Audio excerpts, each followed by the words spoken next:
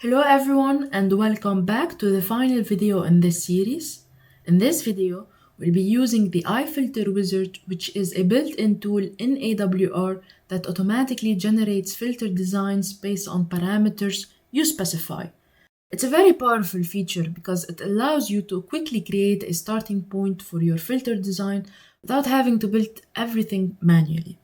Inside the project window, under the wizards section, you'll find a list of all of the available wizards in AWR.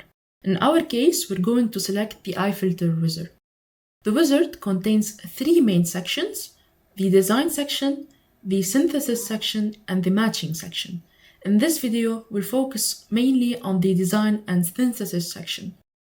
In the design section, we'll generate a filter based on specifications, such as the filter order and operating frequency. Then, in the synthesis section, we'll look at some more advanced features, such as defining the transfer function and specifying transmission zeros to control the filter response. Let's start with the design section. First, we specify the filter type.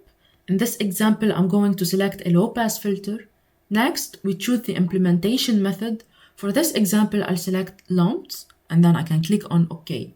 Now the wizard opens with an initial filter schematic and a generated response.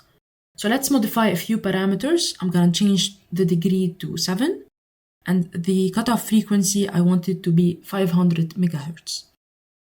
I can also change the R source and R load if I wanted to. As soon as we update these values, both the schematic and the graph are automatically updated. You can also switch between different graph views to analyze different filter responses and characteristics. So for example, you can select the group delay and the phase. You can also check another graph that includes the insertion loss and the VSWR. I'm going to go back to the insertion loss and the return loss graph. You can also manually change the implementation. So for example, if I select over here, I have multiple approximation functions that I can select to use. In my case, I'm gonna keep it as Shabby-Shav and I'm gonna click on OK. Once satisfied with the setup, I can click on Generate Design. Over here, I specify the name of my schematic. I'm gonna name it LPF or low pass filter. I can also specify the maximum and the minimum frequency for my graph, as well as specify which graph I want to include once the design is generated. Now, once I click OK, the wizard will then generate the complete circuit schematic along with the associated simulation graphs. So I'm gonna close these pages quickly. And first, if I go to my circuit schematic section, I can see my schematic. This is the filters that was generated. It's a 7-order filter. Over here, I have my first graph, which include my group delay and my phase. And here I have my second graph, which include the insertion loss and the return loss for my filter. If I click on Windows, Tile Vertical, I can see the multiple windows that were generated for my design. Let's close now these windows, and let's take a look at the synthesis section of the iFilter wizard. So I'm gonna go to my wizard section and I'm gonna go back and select the iFilter filter synthesis tool and specify the synthesis section. Filter synthesis is the process of constructing a filter approximation based on transmission zeros that we specify. This gives us much more control over the filter performance, especially by allowing us to define the transmission zeros.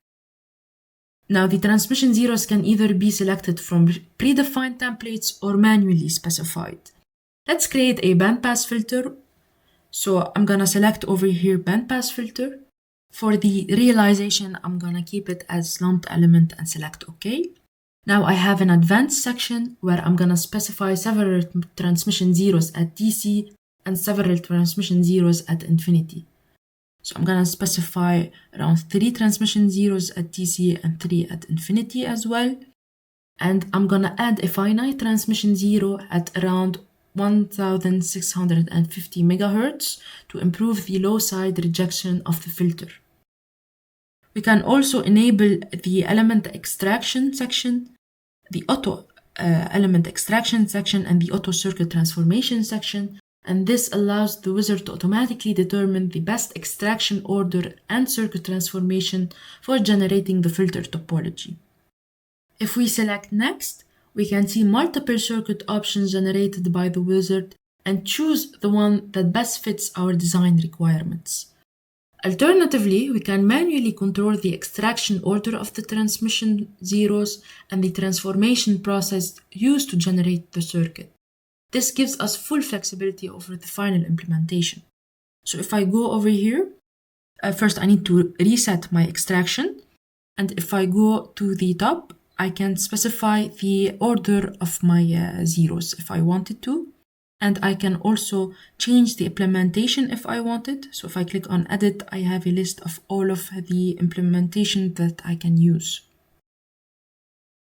Okay, now that we're done, I can click on Generate Design to generate all of the files for this design. Over here, I specify the name for my design and the different graphs that I want to use for my design. So here I have all of the files that were generated from my iFilter wizard. Now let's take a look at one of the built-in iFilter examples included with AWR. I'm gonna go to File, and then I'm gonna select Open Example, where I have a list of all of the example designs that come with AWR, and I'm gonna select iFilter. I'm gonna search for the iFilter example, which is this one, and click on OK. And over here, first I have my design note, which basically explains this example. I'm gonna close it for now. And here I have my schematic that was generated by my iFilter wizard. Here I have a 2D view of my schematic, and finally I have a 3D view of my schematic as well. I'm gonna go to my wizard section to see how this design was implemented. So this was a hairpin design. The approximation was hairpin. It's a bandpass filter that I specified, and then for the realization I specified microstrip instead of lumped. I can also change the degree, the frequency if I wanted to, and the bandwidth for this example.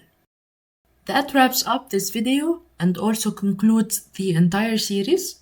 Throughout the series, we designed a 24 GHz microstrip filter while manually configuring the substrate and stack-up. We also performed as parameter analysis to observe insertion loss and return loss for our filter.